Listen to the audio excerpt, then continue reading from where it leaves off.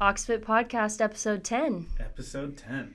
Yeah. I'm back. You are back. I'm back on the podcast. I know you guys missed me. We did. Didn't know what the hell was going on. Had some random guests. Don't worry. Not too random, but you're back. Caitlin crying a couple of times probably. Yeah, talked about food a lot. Food and crying. Lots of F-bombs. I love it. Which I don't even know if we want those on this podcast, Caitlin, but isn't it? it's too late now. Food and F words. Yeah. The two Fs. The two Fs. Yeah, but we had some good content while you were away. That was good. Good episodes. I managed to listen to the first one you guys did yesterday. That was the best one, I think. It was good. It was really good. You guys went deep. So let's keep this one a little lighter probably. Yeah. Stay light. So where you been? Been in Spain, or as you Americans say, Europe, which you could either be in Spain or you could be in Sunderland. Across the pond. You could be literally anywhere. Yeah. But you guys just generalize. It's like coming to America, just be like, here I am in America, and you could be in North Dakota or you could be in South Florida. Yeah. Like, you kind of have to... So when... I was in the south of Spain pretty much most of the time. So if people are in the UK and they're going to the United States, do they say I'm going to the States, or do they say what state they're going You to? say I'm going to USA, but then you'd probably say where you're going. You know what I mean? Because it's one of the biggest places. But I love how people are like, oh, here I am in Europe, and this is how they act in Europe. And you're like, well, that's how they act in Spain. I don't know if that's how they act in the rest of Europe. I just think it's a funny, like, people are like, oh, you're in Europe. I'm like, Yeah, you literally could be anywhere. Right. Like, you could be in the best part of Europe or the worst. But Right. yeah, it's fun. You were one of the best. I was in one of the best, for sure. Southern Spain. Yeah, it was great. We have a little, like, we were worried about the kids, obviously, like, adjusting to the time difference and stuff. And the best thing about going to Spain, if you're looking for a place to go and not get jet lag, we just kept them on American time. And American time is Spanish time. So we woke up around 10. That's when they have breakfast. Yeah. And then we went and did some stuff, and we had lunch. And then that's when they take a siesta. And then we went out around, like, the kids took a nap around 3 or 4-ish. And then we got back out around 6 or 7. Restaurants don't open until 8. And so, like, we just kept them on America. They went to bed at 2 a.m. And, like, they never got jet lag. We never got out of the American time zone. That was pretty wild. Like, we couldn't really adjust to that. Just seeing that, you know? Like, we were at the playground at 10 p.m. at night, and it was full of kids. Yep. And it's just such a different culture. Oh, yeah. But, yeah, it was great. One thing that I love that I'm definitely implementing into my life here, and it's something that I think everybody should, is just a simpler way of life that they have. And I'm not talking about, like, the way they dress and stuff like that. They dress really nice. They don't have a simple way of life and things like that. But you go to a restaurant, and they'd just be like, what do you want? And I'd be like, a beer. And Lauren would be like, what is it, the wine? The Tinto de Verano. Tinto de Verano. And that's what you'd get. Yeah. They wouldn't be like, which beer? A beer would just show up. And if you ordered wine, red or white. Yeah. And a red or a white would come. And it's not like, which of these 25 beers do you want? And it was just like, we got beer. Yeah. And they bring you a beer. And then if you go in for breakfast, like, you'd say, what do you have? And they'd say, we've either got churros or we've got they call it like a torta, which is like basically toast with ham if you want. So you got two choices. And I just appreciated that. You weren't overwhelmed everywhere you went with just choice. Yeah.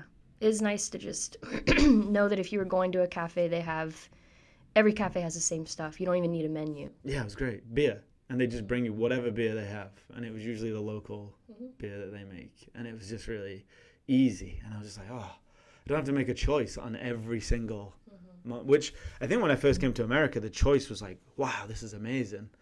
Thinking back to the first time when I got off the plane and my basketball coach picked me up, took me to a restaurant, and they asked me what salad dressing I wanted. And I was just like, what do you have? And it was the worst question you could ask, because she said like 75 salad dressings. And being from England, I didn't know any of them. And I was just like, just have mayonnaise. I didn't know what the hell to say. You know what I mean? Like, I didn't know what any of them things meant. Yeah. But you can be really overwhelmed by choice, right? Mm-hmm. And I was thinking about that a lot, like just how simple a lot of the things they do is. And like the menu is maybe 3 or 4 items. And if you don't, like, they don't ask you, like, do you want any substitutions? Like, Caitlin would be completely lost, you know? Like, it comes as it comes. Yeah. If you don't like the thing that's on it, don't eat that. Mm-hmm. But that's your only option. And, yeah. Yeah, I don't know if I've ever reflected on that. Because I don't know if everyone knows. But I lived in Spain for a year when I was younger in high school. I was like a foreign exchange student. So I think it's also interesting how kids adapt, because even though I was older, I was still a child, but it was like I didn't even think about stuff like that. It was just like, oh, this is how you guys do it? Okay. Yeah. Same thing as if you went to your friend's house and they ate dinner later than you did. You didn't really question it. You're like, this is just how my friends do it. And that's kind of, I think, my mentality when I went there. Every time there was something different, I wasn't like, oh my gosh, well, back home I do it like this. It didn't really stand out to you. No, it was just like, oh, okay. I wonder if there's some things that you do, though, that are still habits that you enjoyed from there, you know? Yeah. And I mean, I didn't get to see literally a Spanish person's life, right? Mm-hmm. I feel like most people were tourists around us. A lot of people were probably on vacation. Even Spanish people were on vacation in the cities that we went to. But I felt like I saw a little bit better rhythm to life where, and I might be wrong, but I don't feel like they know what shows are on Netflix, really. A lot of people that live there. I don't feel like they are caught up with all the latest gossip and movies and things like that. I feel like this, in many ways, unplugged from a lot of the crap. And they exist in a world where they sit in a restaurant for 2 or 3 hours, or they go and sit on a bench. I haven't seen people sitting on a bench in Atlanta unless they're unhoused, right? Like, there's not town squares, which maybe is the way that it's been designed here, to not have people out sitting in town squares. But my favorite place in every city was the square, where people would just be outside, you know, and you're not really allowed to drink beer and stuff in the streets, but everywhere sells a beer and people just get a beer and they sit on a bench and talk. And it seems like they were having real conversations, and I don't know, it just felt different. And I would love to somehow bring that back and add that into my life and not know what the latest show is on Netflix. And not, when someone brings up stuff like that, I'd be like, I don't know what that is, because I've been outside all week. Because it's the summer and it's beautiful and the sun doesn't go down until 10. And they don't care that their kids are still outside playing. It's not like, oh, they're not on a routine, you know? So I think just trying to bring some of that back would be nice. I don't know if it's possible, but it was cool. Yeah, I'm jealous. Yeah, it was really cool. It does make you want to kind of initially like, it'd be cool to live here, you know? But then you also wonder, like, how do they make any money, or how do they survive? How are you at the beach for like 2 months and they just don't? Yeah. Because I mean, everyone does that. Yeah, they always go away. The cities are empty. Yeah. You're like, oh, I guess we're not. Well, I mean, I know why Seville was empty, because it was 100 degrees when we were there. But Seville was amazing. That was our favorite city, I think. But yeah, it was fun. We survived, you know. Yeah.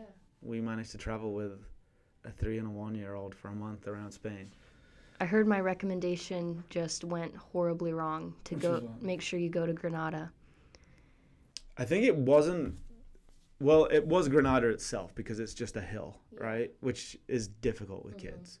But it was the last stop on a 2-week traveling stint. You know what I mean? Yeah. And we were only there for a day. And it didn't necessarily go wrong. It just, I think we were a little tired. Yeah. And I think we would have enjoyed the city, but we had to get up to the Alhambra, And so somebody that when we arrived there said we could walk. And you can, but not with 2 strollers. You can't. Yeah. Because it's cobblestone. Like the strollers won't even. So did Lauren tell you what happened? She did, but she's like, I need to let Aunt tell you this story because he will tell it better. So we start walking.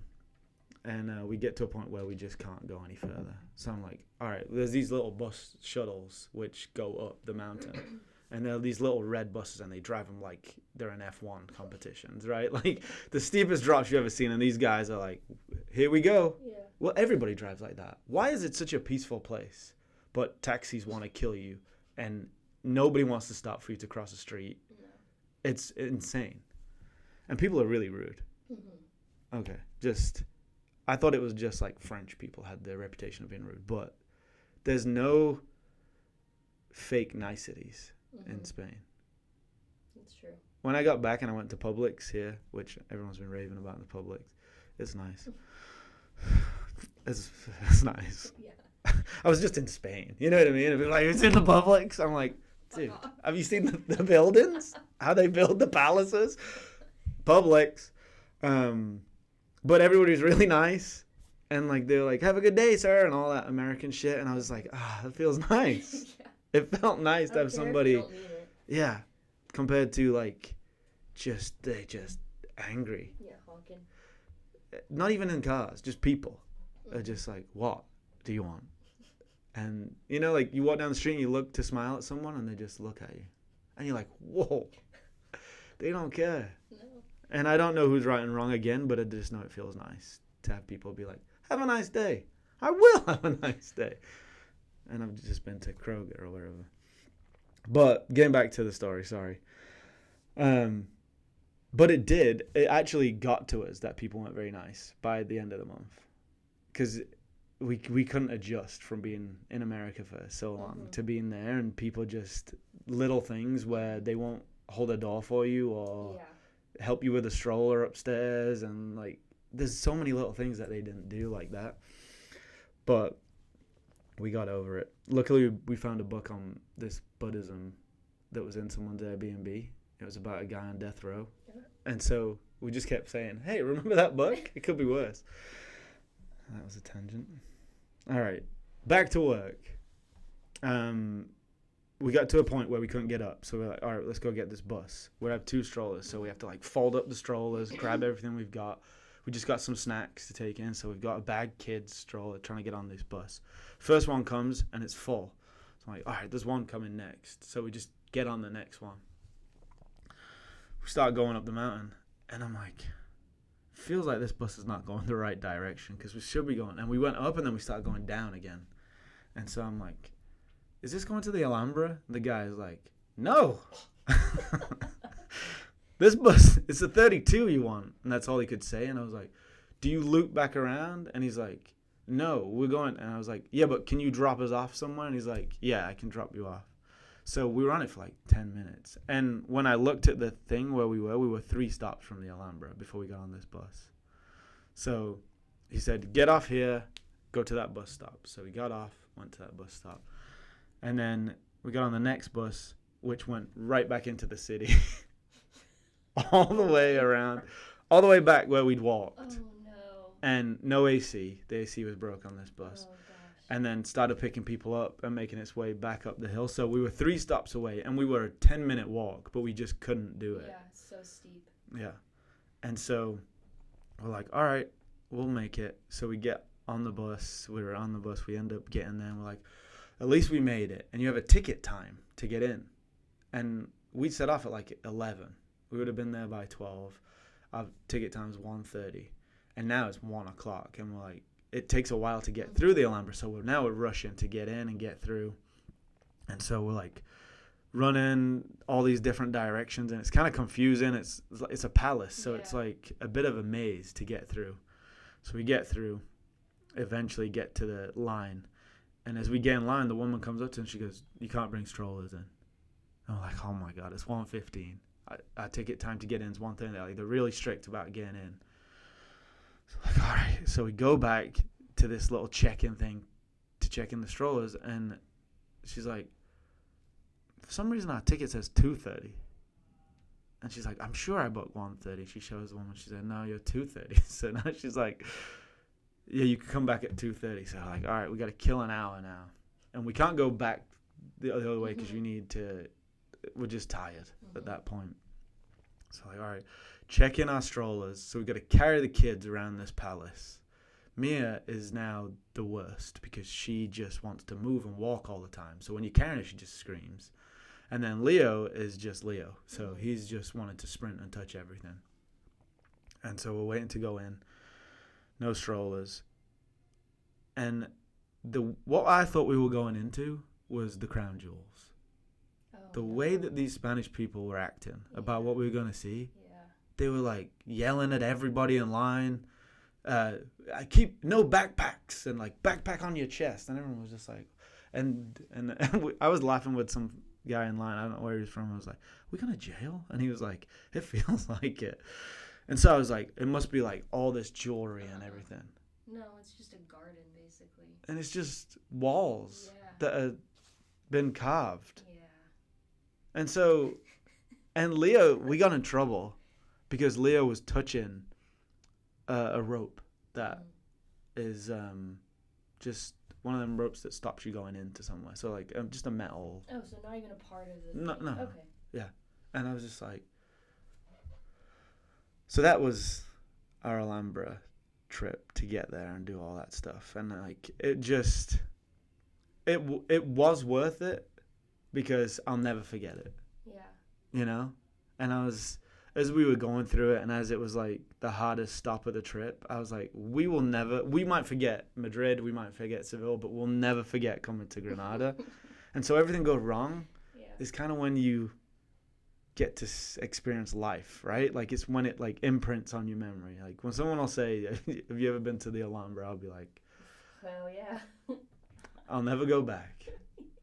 And then to top it off, we finally get through. We get the strollers back. We're ready to head back down and get the kids some ice cream because it's hot as hell. So they have just these little ice lollies and they're sitting in the stroller. And to get out, you have to go back through one of the gardens. We walk up to the gate and she goes, no food.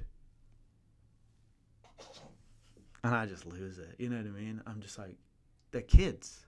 They're just going to sit in the stroller. We just want to get to the bus to get back. No food.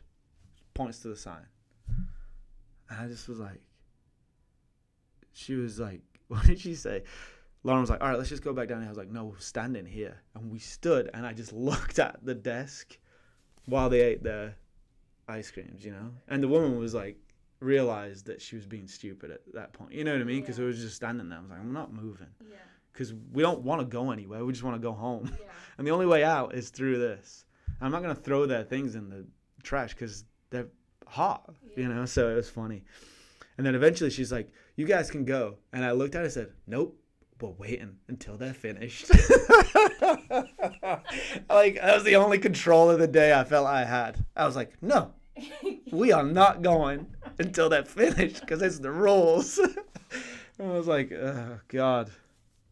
So, yeah, that was Granada. Oh, man. And Granada is beautiful. Yeah. And I think if we didn't go to the Alhambra and we just walked around the city, that day would have been amazing. Yeah. So, or if we just took a taxi, probably would have been fine. But we tried to walk because you miss so much when you don't walk in cities. You know, like most of the best places we found were just walking around a corner to get somewhere else. So, but we had an amazing time. The traveling was awesome. Yeah, there's experiences that we'll never forget, you know. Like we made a massive mistake trying to walk to the train station with our suitcases and kids in the morning. But we'll never forget it. So, like, all the things that went wrong are the things that you'll remember forever, you know? So, yeah, it was really cool. And, yeah, I worked out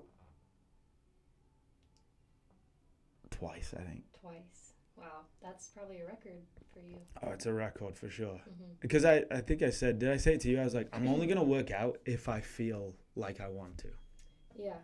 And so there was 2 weeks when we were in the resort, and I was like, oh, now I can get in a rhythm of working out. And every day I was there, I was like, do you want to spend this only time that you're not in a gym? In a gym. And you can, like, but why? And I was like, the only reason I want to do it is because I feel guilty. Like, I don't actually want to go and train right now. I want to just be with my kids and the family and just go and do whatever, go down the slides and just hang out. So I was like, okay, I'm not going to do it. And I did 2 sessions, and I was like, yeah, I don't want to be in this gym. It wasn't a nice gym, and it was hot, and I was just like, nah, I'll be in the gym every day for the next 12 months when I get back, so I'm not going to do it. And so now it's getting back into it. And so yesterday I went and did my first workout. And I was thinking about everybody. There's a lot of people that have been away, right? July was a quiet month in the gym. Yeah, definitely. Kids are going back to school now. It's kind of daunting getting back into it. And I know a lot of people are going to be worried about how to get back into it. And one thing that I'm going to focus on this week, and I think everybody else should think about, is just show up as many days as you can to get back in a rhythm. And when you show up, don't even worry about the workout, the weights. Just come in and do the minimum amount of work every single day for a week. Because if you come in and you compare yourself to like if I compare myself to who I was a month ago, I'm just going to get disappointed and then upset and like, oh, why did I do that for a month? But if I just come in and be like, my only goal this week is to come 5 times and move. And if I'm feeling really sore, just move even slower and just come and get back in that rhythm and that routine of working out again. Then next week, try and add on a little bit more intensity as we go, but give myself a little bit of leeway. And just the only thing I want to focus on is not the workout, but just the rhythm. Because I think getting back into a routine is harder than starting a fitness routine. Because when you start, you give yourself, oh, I haven't done this for a while. And you give yourself all this grace and like leeway, right? But when you're coming back from a vacation and you feel kind of guilty already, now all it does is feed your guilt rather than, no, I'm just trying to get back into a rhythm. So let me just take off the pressure and just show up. And in a few weeks' time, I'll start adding back in. And in a few weeks' time, I can compare myself. And you probably will realize you haven't lost that much. Yeah. But instantly, the first week back, you're going to feel like you're back to square one. But your body remembers really quick. You don't go back to square one. You'll go back to square 3. Yeah, I mean, it took, for whatever it is, whatever your fitness journey has been, if you were consistent in the gym for a whole year, being away for a month is not going to erase a year's worth of work. Right. So it'll take you back a couple of steps. Yeah. But quickly you'll remember. Just don't compare yourself to that person and just come and start back going. Yeah. And there's never a right time to start implementing a routine. Right. You just have to start doing it. And I've had some people be like, yeah, as soon as, we get the kids back in school, I'm going to start doing this. Or as soon as we do this, I'm going to start doing this. And it's never going to get easier. Yeah, and like I said to Lauren, because we've been focused on the kids are going to school, so we're going to be able to do this. And I was like, they're probably going to be sick day 3. Yeah. And then they're going to be right back at home again. So if you are like, once we get to this milestone, it's never a straight line. So just come and take the pressure off. Show up as many times as you can and treat that as a win. And just get back in that rhythm and routine. And that's what I'm going to be focusing on. And, I think the win is just showing up, right? Definitely. So it's been a month. I haven't seen you in a month. Yeah. What have you been challenging yourself with in July? Yeah, July has been... It's been cool to, step forward as, really the leader. Because... it's just been me and Caitlin, So I think it's been good. It's forced me to make some bigger decisions that I probably wouldn't have been comfortable making, but I had to because you weren't here and Lauren wasn't here.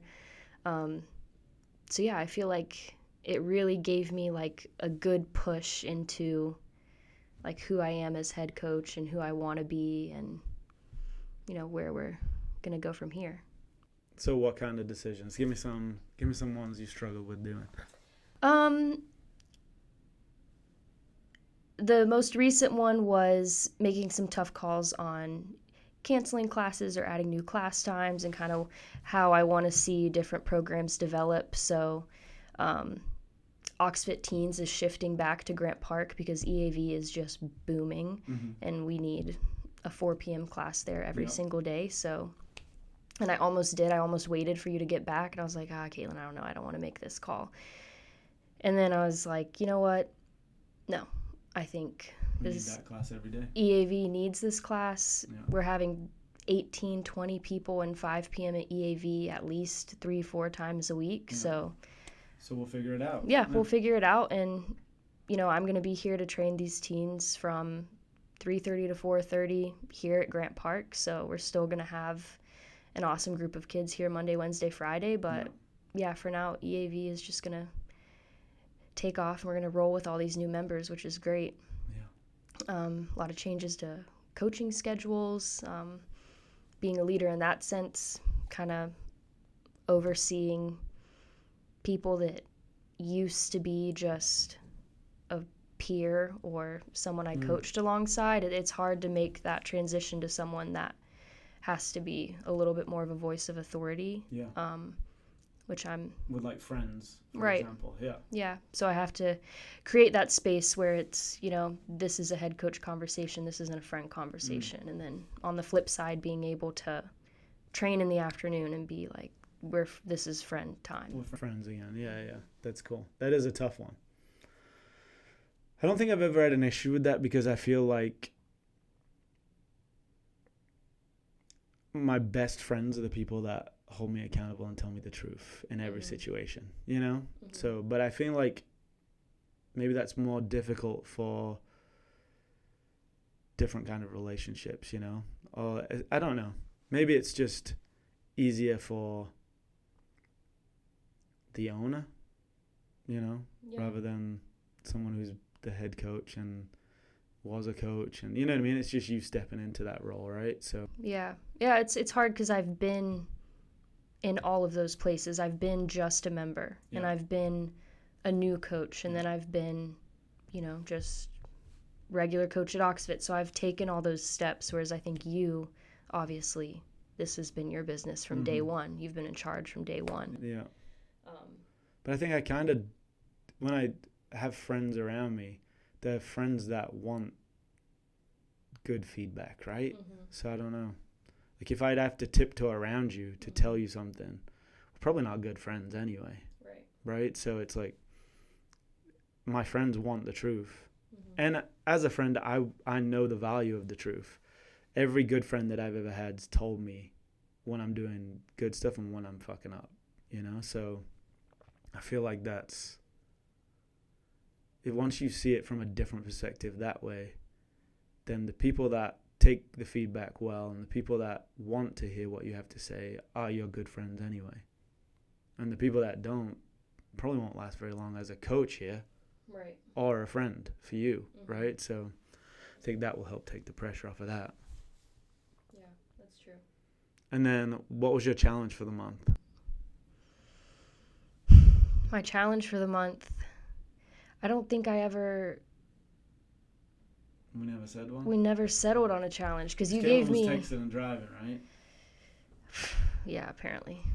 Right, We'll see how that went. Yeah.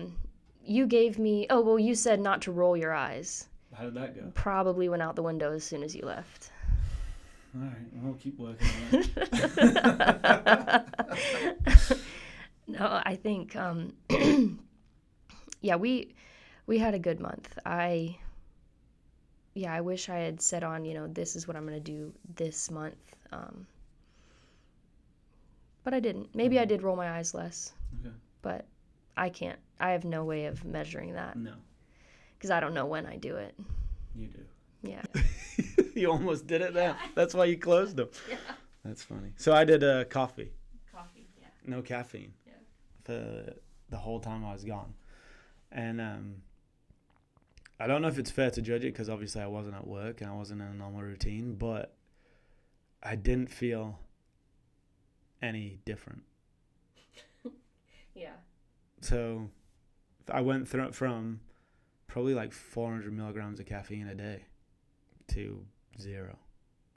And I think I had, over the 30-ish days, I think I had about 4 or 5 cups of coffee when I just, either it came free with the breakfast order or I just was like, oh, might as well. Mm-hmm. But I wasn't, first thing in the morning, I need a coffee. And then when I got back and we got back into this routine, and it was the habit of getting up and going to the coffee machine and just making a coffee. I've had more coffee the last few days than I've had the whole trip. Mm-hmm. And I've felt worse. And I Googled it. I was like, could coffee make you tired, And I think there is, have you heard people say delay having coffee in the morning? So wake up. I've heard you shouldn't have coffee before you eat. Okay. I've heard them say like delay it because your body's already kicking out all these things to wake you up, you know? And if you have a coffee, you probably like kill all them off. And then by, say like the kids are up at 6. So by 8 or 9, you start feeling like sluggish again because you haven't had. So I think if I am going to drink coffees, I'm going to wait until 10, 11 o'clock when I'm like, my natural get out of bed boost's not there and I need to do something. Let me try it now. And just like strategically add it in if I want. But I didn't miss it. And yeah. I missed the habit of it, but I didn't miss actually drinking a coffee. So I would tell someone, like, if you don't absolutely love coffee, if you're not somebody that is like, ooh, this one's a nutty one, this one's an oaty one, like, try cutting it out if you really don't. And I've got bone broth if I need something hot, because sometimes it's nice to have a hot drink. If you need that, try that. Or try a tea instead. But just try for 30 days cutting out and see what happens. Just for yourself, not for what results I got. Because I didn't feel any different. I didn't feel worse. I didn't feel better. I just was like, I'm not drinking coffee. It's going to be interesting to try and test it this month, getting back into working out and stuff and see what it does there. But I really did not miss it at all. And then maybe I slept better. But the only way I'll know is to do another 30 days and see what it's like. I think that would be the ultimate. Like, that would be really hard for me, which maybe is why I should do it. Well, no, because if you really like it, why? I didn't feel any different. I didn't feel better or worse. Yeah. And like I said, I think I'll do it for another 30 days and see what it's like in a regular life. Not, on vacation. Not traveling the world. You know what I mean? Like, it might have been way easier to not drink a coffee. But I still have my kids around, so I don't know. Maybe not.